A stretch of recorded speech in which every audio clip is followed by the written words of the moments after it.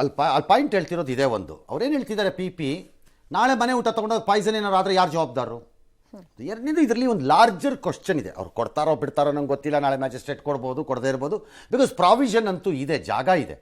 But ನಾಳೆ ಇದಕ್ಕೆ larger ರ್ಯಾಮಿಫಿಕೇಶನ್ಸ್ ಇದೆ. ಅದನ್ನು ಯಾವ ನ್ಯಾಯಾಲಯಗಳು ಅರ್ಥಕೋಬೇಕಾಗತ್ತೆ. ಈ ವಿಚಾರದಲ್ಲಿ ದರ್ಶನ್ ಹೊರಗಡೆಯಲ್ಲಿ ಏನು ಬೇಕಾದ್ರೂ ಇರ್ಬೋದು, ಆ್ಯಕ್ಟ್ರ್ ಇರ್ಬೋದು, ಬಳಗ ಇದೆ, ಅವ್ರನ್ನ ಪ್ರೀತಿಸೋರು ಪ್ರೀತಿಸದೇ ಇರೋರೆಲ್ಲ ಇರ್ಬೋದು. ಅದು ಎಲ್ಲ ಕೈದಿಗಳು ಒಂದೇ ಕಾನೂನಲ್ಲಿ. ಎಲ್ಲ ಕೈದಿಗಳು ಅರ್ಜಿ ಹಾಕಿದಾಗ ಏನು ಮಾಡ್ತೀರಿ? ಹಾಗಾಗಿ maybe court will have to come out with ಇದು.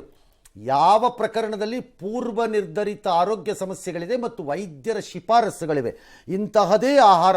ಈಗ ಆಯುರ್ವೇದ ಆಸ್ಪತ್ರೆಗೆ ಹೋಗ್ಬಿಟ್ಟು 3 ದಿನ ಸಣ್ಣಗಾಗ್ತೀನಿ ಅಂತ ಅಂದ್ಬಿಟ್ಟು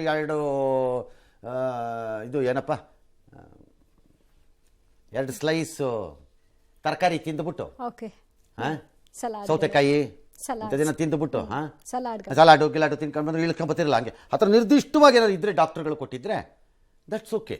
ಬಟ್ ಆವಾಗ ಮನೆಯವರು ಮತ್ತು ಆ ಕೈದಿನೇ ರೆಸ್ಪಾನ್ಸಿಬಲ್ ಆಗಬೇಕಲ್ಲ ಏನಾದ್ರು ಹೆಚ್ಚು ಕಡಿಮೆ ಆದರೆ. ಆಮೇಲೆ ಮತ್ತೆ ಅದಕ್ಕೆ ಅವ್ರಿಗೆ ಜೈಲಲ್ಲಿ ತೂಕ ಹೊಟ್ಟೋಗ್ತಾ ಇದೆ, ಅವ್ರಿಗೆ ಅದಾಗ್ತಿದೆ ಅಂತೆಲ್ಲ ಹೇಳಂಗಿಲ್ಲ. ಏನಾದ್ರು ಒಂದು ರೂಲ್ ಮಾಡಬೇಕು. Because this order will have a serious ramifications. ಎಲ್ಲರೂ ಕೇಳ್ಬೋದು ನಾಳೆ. ಐ ಡೋಂಟ್ ನೋ ಮ್ಯಾಜಿಸ್ಟ್ರೇಟ್ ಏನು ತೀರ್ಮಾನ ಮಾಡ್ತಾರೋ, ಅವ್ರದ್ದು ಏನು ಸಮಸ್ಯೆ ಇದೆ ಅಂತ ಕೇಳಿ ಅದನ್ನು ಅರ್ಥಕೊಂಡು ಒಂದು ಜಡ್ಜ್ಮೆಂಟ್ ಕೊಡ್ತಾರೋ ನಂಗೆ ಗೊತ್ತಿಲ್ಲ. ಅದು ಇಲ್ಲದೆ ಇದ್ದರೆ ಒಂದು ಕೆಲಸ ಮಾಡ್ಬೋದು. ಈ ಥರದಕ್ಕೆಲ್ಲ ಮನೆಗಳನ್ನೇ ಜೈಲುಗಳೆಂದು ಪರಿಗಣಿಸಿ ಬಿಡುವುದು.